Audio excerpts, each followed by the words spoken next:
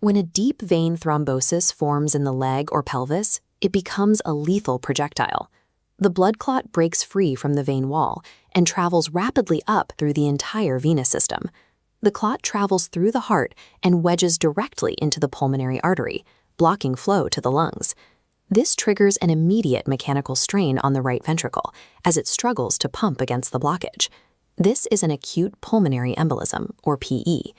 Approximately 470,000 people are hospitalized with a PE in the U.S. annually.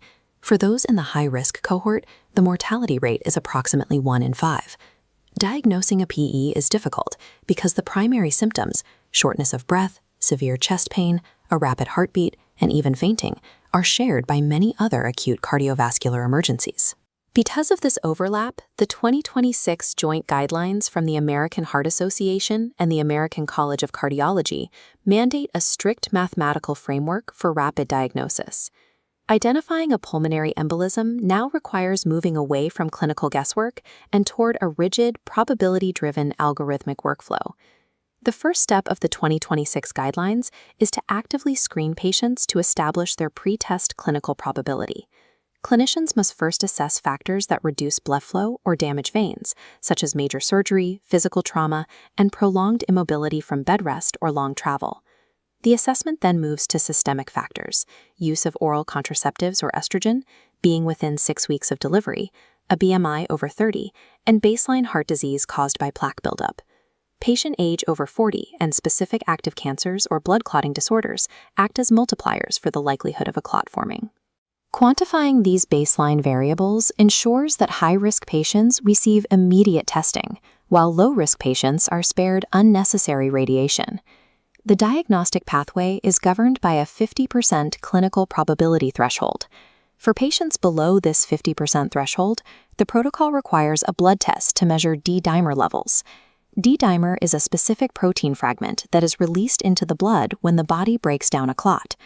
If D-dimer levels are normal, a pulmonary embolism is ruled out. This assay's high negative predictive value prevents the need for further invasive testing. If D-dimer is elevated, or if the clinical probability was high from the start, the patient must proceed immediately to advanced imaging. This is a computed tomography pulmonary angiography, or CTPA. It is the gold standard test for visualizing the exact location and size of the clot. Patients with an allergy to iodine-based contrast dye cannot undergo CTPA. They are screened instead with a nuclear lung ventilation perfusion scan. This rigid binary gate ensures that expensive radiological scans are used only when their predictive value is maximized. Once a PE is confirmed, the 2026 guidelines apply a new classification system, sorting patients into 5 categories, A through E, based on symptom severity. Patients in categories A and B have mild symptoms and a low risk of adverse outcomes. These patients can be discharged directly from the emergency department and managed at home as outpatients. Categories C, D, and E represent higher risks that require immediate hospitalization or critical care. This system separates a stable Category A patient from a Category E patient experiencing a life-threatening hemodynamic collapse. The AE framework replaces subjective disposition decisions with a standardized, risk-stratified protocol.